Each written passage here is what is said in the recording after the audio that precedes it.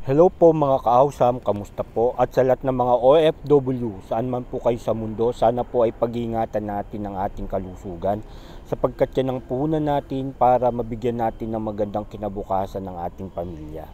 Kaya lagi po nating iingatan ang ating katawan at ang ating sarili. So, for today's video, pag-uusapan po natin kung paano ba namin tinanggap ang yung kalagayan ni Sakari. Duman po talaga kami dun sa tinatawag nating denial stage.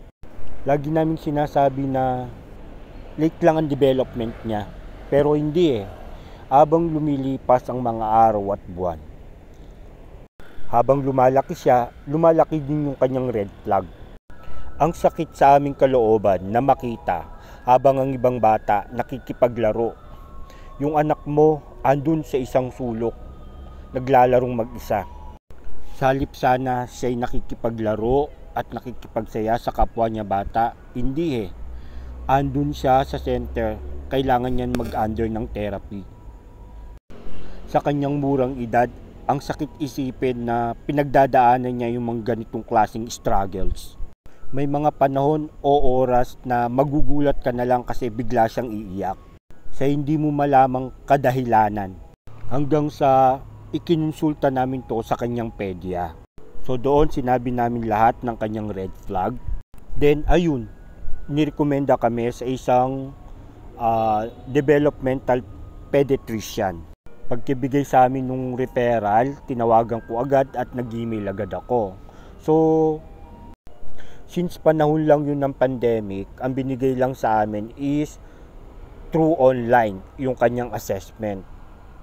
So nag-usap-usap kami kung okay lang ba yung ganung setup. Pero sabi ng aking kakambal, mas okay sana kung personal niya makita niya yung bata at personal niyang maobserbahan. So sa madaling salita, hindi kami tumuloy dun sa recommendation ng kanyang pedya.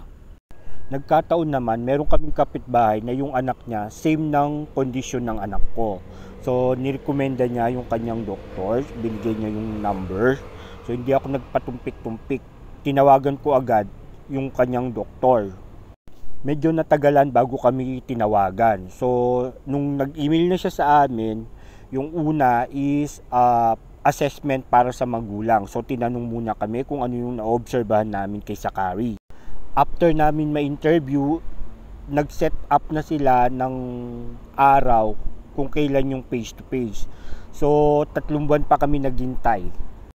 So, May ng 2021, yun yung kanyang first assessment. 1 year and 9 months old si Sakari that time.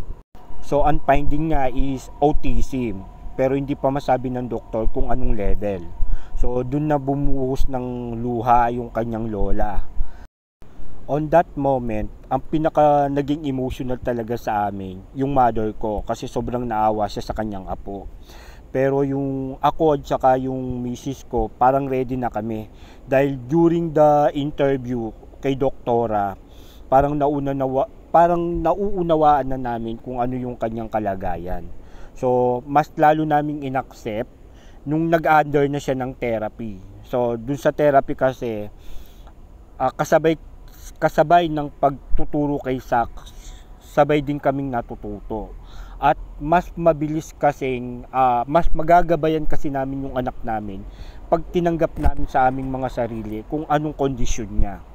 So, mas naging magaan sa amin na turuan si Sakari kasi tanggap mo kung ano siya. Yung pinaka-importante, acceptance, ang pinaka-importante para mas magabayan natin ang ating mga anak na may autism. So, yun yung ginawa namin kay Sakari. Kaya siguro mas natututukan namin siya ngayon. Hanggang ngayon, kahit nandito ako sa Taiwan, gumagawa pa rin ako ng paraan kung paano ko matutulungan yung anak ko.